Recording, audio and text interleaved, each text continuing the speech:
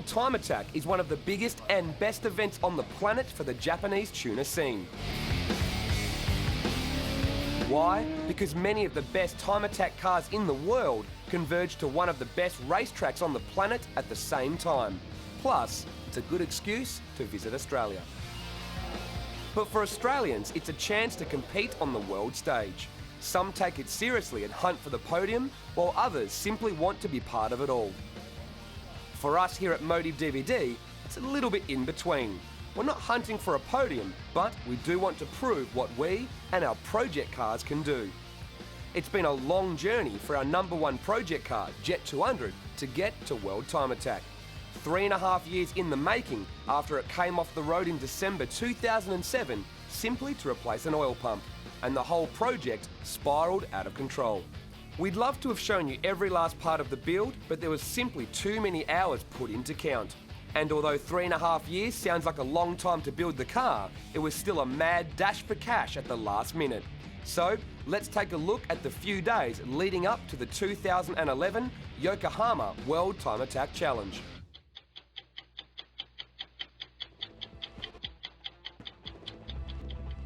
Alright, we currently look like we're in a scene from Fast and the Furious Tokyo Drift with shipping containers everywhere. But we're actually at Hankook Tyre Australia's distribution centre. Why? Well, we need new tyres for JET200 and we're going to get some bloody good ones. Let's do it.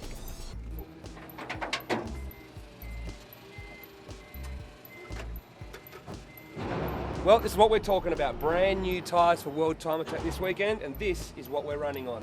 Hankook Ventus TD Z221 in C70 compound in a 265/35/18. We're pretty excited because the car went quite quick on very old semi-slicks that weren't Hankooks. And now that we're switching to brand new Hankooks, we're expecting just a couple of seconds a lap alone just from the tyre change. So let's get them in, let's get our new wheels, get everything cranking.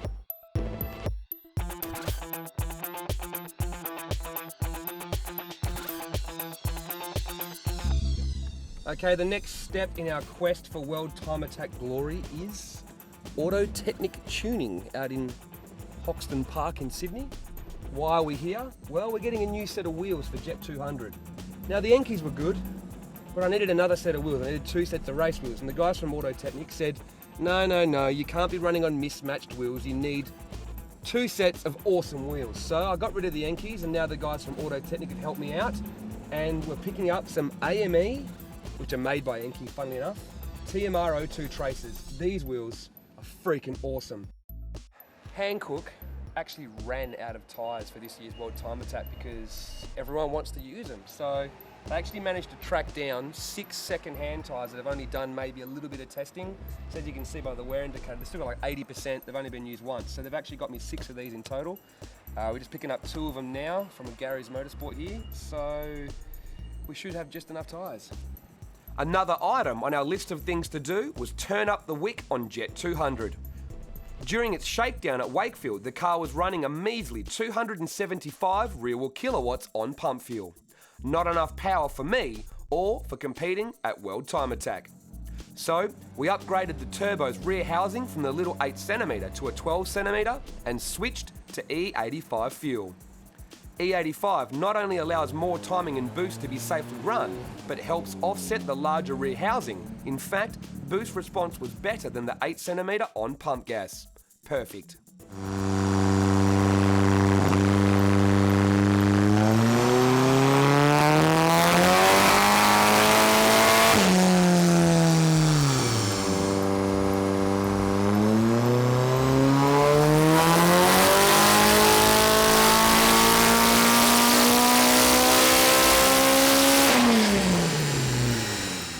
After some time on the dyno, tuning extraordinaire Jim Suvis from CRD managed to give JET200 just under 330 real kilowatts on wastegate pressure of 18 psi, 350 real kilowatts on 21 psi, and a tad under 370 real kilowatts on 23 psi if we needed it.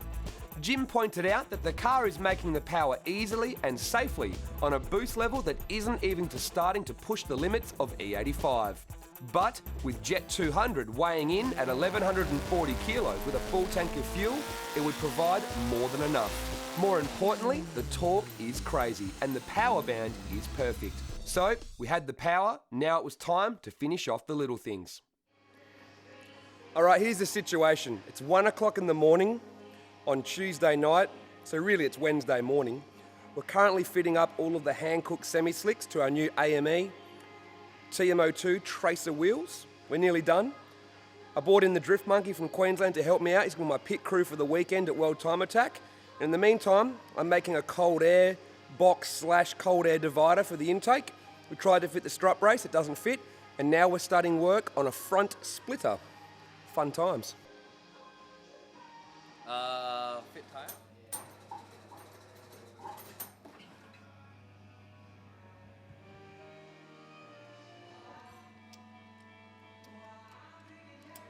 Well, it's less than 60 hours till we need to have this car at World Time Attack. And as you can see, we're still working away. Past 3 in the morning, still working on the front splitter. We'll have it finished tomorrow.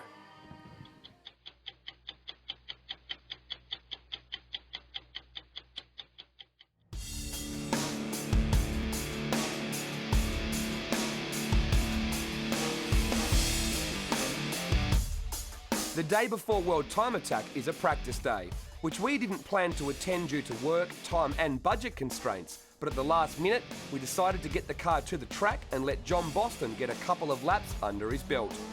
We literally just made the last few laps of the last session of the day.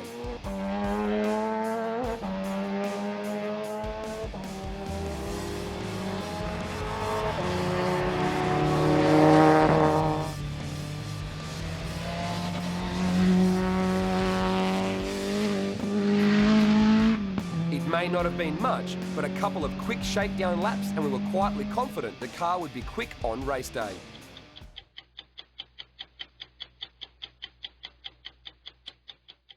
Now, I'll give you a bit of a rundown. We've been working flat out on the car for the last couple of months, especially in the last week.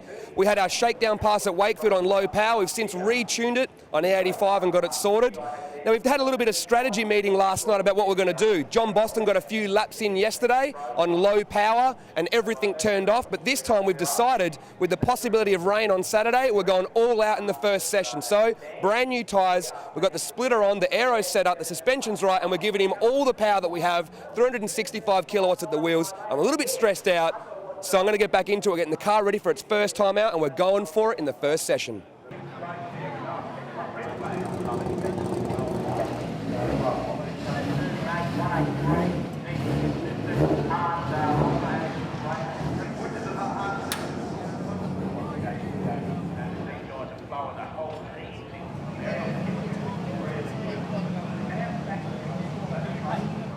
All right, here's the situation. The Group 2, a car had an engine explosion, left oil on the track. We're currently debating whether we're going to leave the good tyres on it and go for kill mode, or whether we're going to go back to second-handies and just have some fun, because the track might not be very good with all that oil on it. So we're just waiting for confirmation to see what's going on. We're working it out.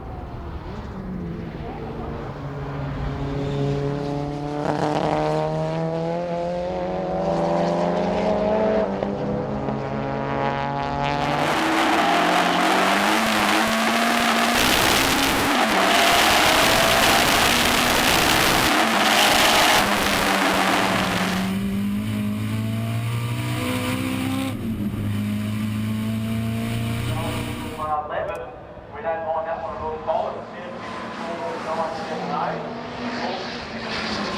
7-0.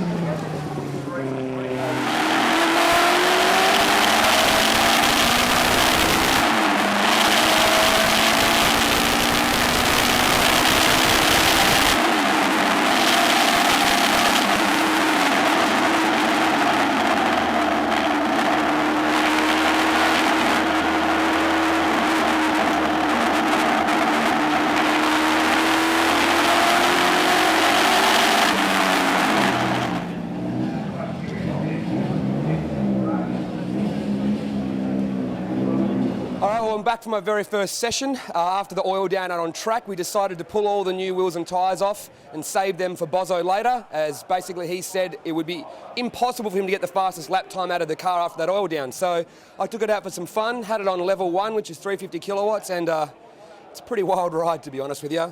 I only got a couple of laps in before either I clipped the curb or the splitter just tore off, one or the other. So I got flagged in after 2 laps, but apparently someone said it was a 43. So if my terrible driving just then was a 43, it means the car's pretty fast. So all I've got to do is I've got to get faster as well. But it was a lot of fun.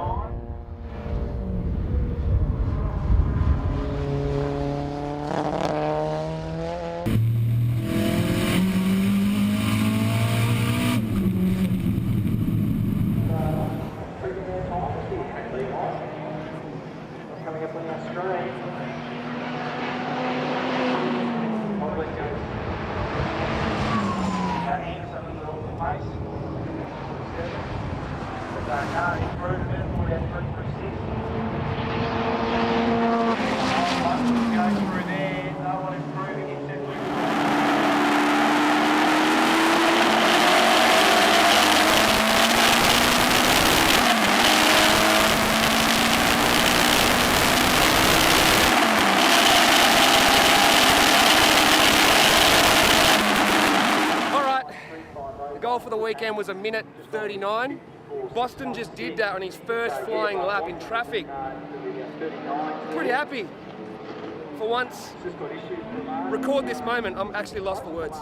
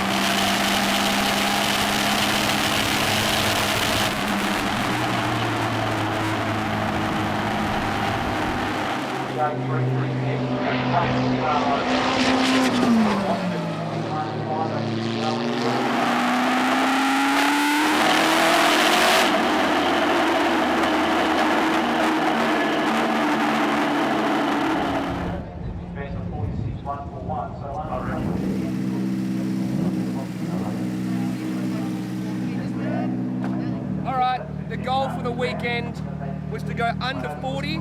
John Boston did it on his first lap in traffic. We think we ran out of fuel on that one or something, or the coil packs have overheated, so he didn't get the chance to get another lap in, and it was too much traffic around for the second lap. We actually don't know what your second lap was. We haven't heard yet. Yeah, I think there was too much traffic anyway, mate. So look, the car is actually, it's understeering a little bit. So if we try and tune that out of it, I was actually having to slow the car down a little bit more than what I would have liked mid-corner because of the understeer. So there's plenty of time still left in it. As long as we get a clear lap and we can tune the car a little bit, there's easily a 38 there. No, we're packing it up, mate. 39, we're done. We're done. Oh, I'm going to do this.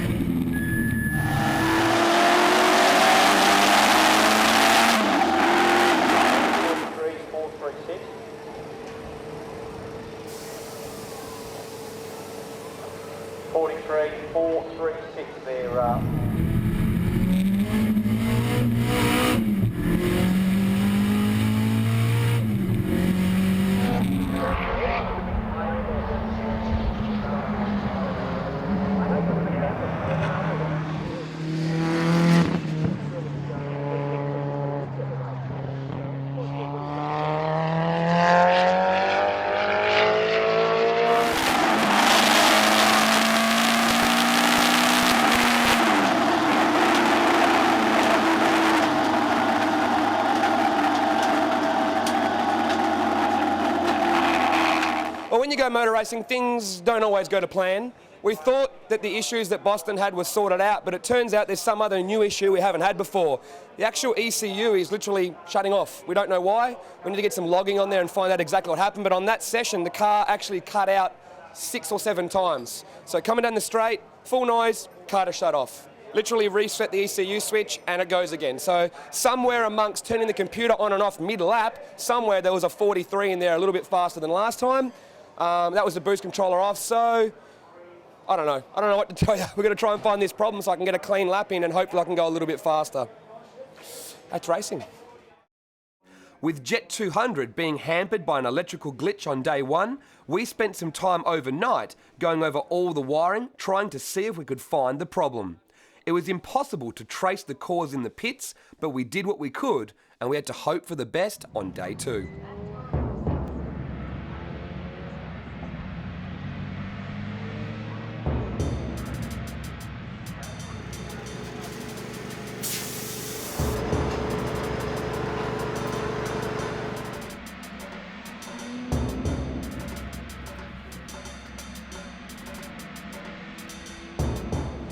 You're sitting in your car trying to get pumped up, then there's an oil down cancelling the session before you, then they send them out that session out again, and then a car catches on fire. It was a rotary. So then session 2 got cancelled, so now I have to sit here and wait. I don't even know when I can get in and get in the grid. I have to sit and wait.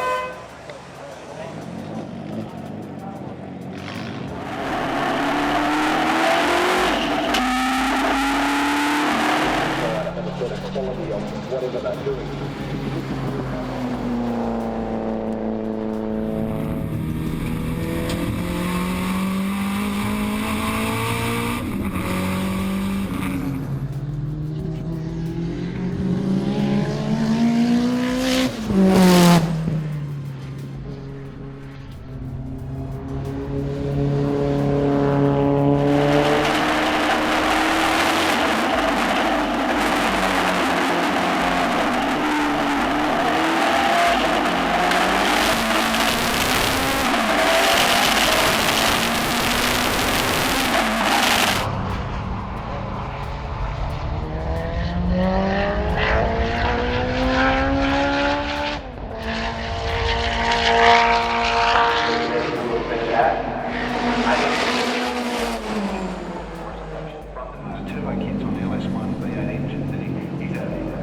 Alright, here's the situation. We went out in the first session on Saturday. Things were a hell of a lot better than yesterday. We sorted a few electrical issues out. Came back, looked at all the data, and we have a new problem. After looking at oil pressure throughout the session, oil pressure is perfect under acceleration and most of the time, but under hard braking and some parts of the track.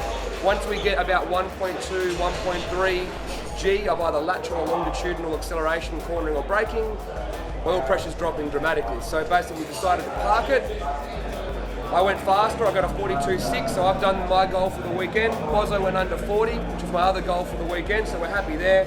Better to park it than break it, and it's time to dry sump JET200 as it's going to get very, very serious. With JET200 parked up to avoid any potential damage, we left it on display for everyone to check out.